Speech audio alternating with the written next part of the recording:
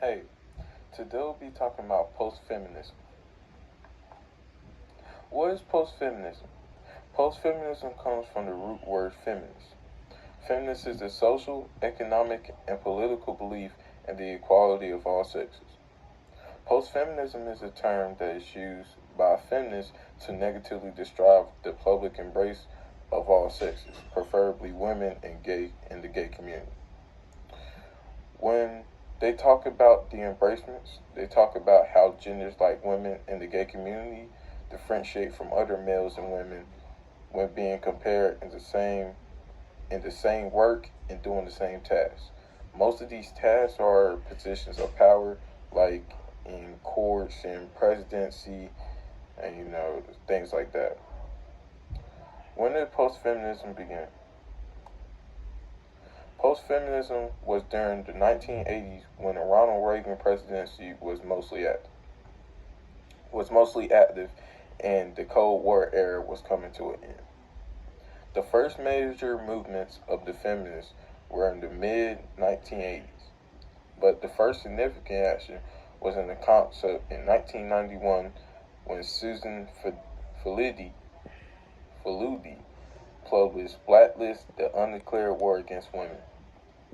This book is about the existence of a media-driven backlash against the feminist advancements of the 1970s in the United States. I know some people would have some questions, so I would like to get this squared away before we go any further. Feminists are women in the gay community fighting for the rights and positions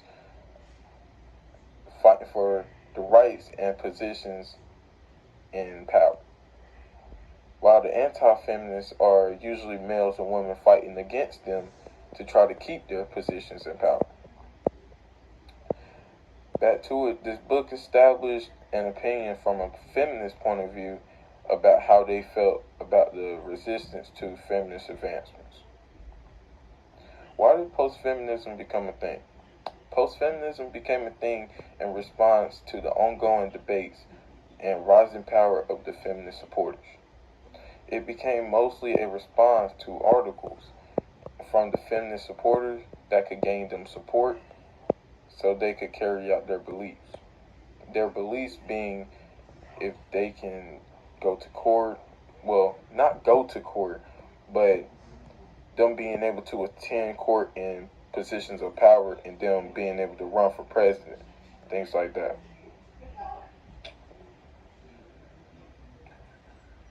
Alright, who are the main faces behind post-feminism? A woman who were for the anti-feminist was Phyllis Stewart.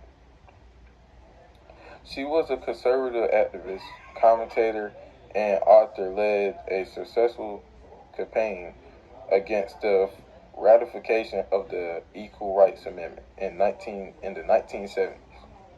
She was an influential figure in conservative American politics and policymaking, arguing against feminist abortion and gay rights, and was one of the first to tap into the conservative religious sentiment based on what she termed family values. Two of the main supporters for the feminist side are Elijah J. Hall and Mary Susan Rodriguez. They are known for their 2003 article, The Myth of Postfeminism, that the ethos of postfeminism rests in four pillars. The four pillars were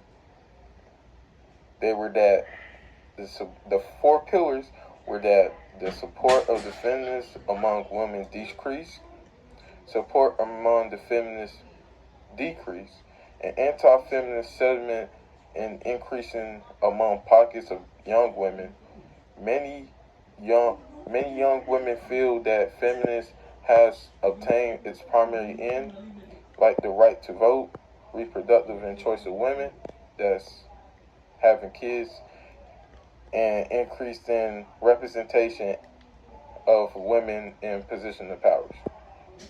In support of feminist goals like equal pay for equal work and economic independence.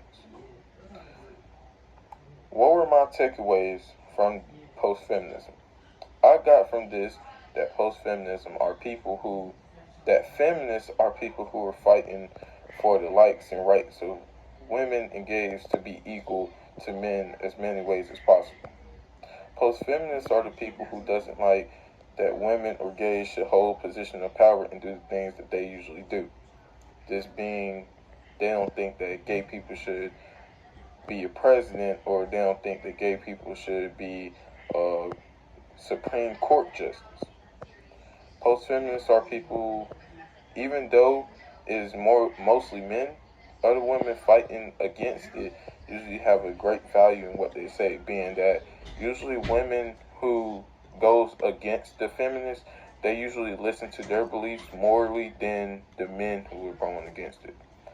These are my source references.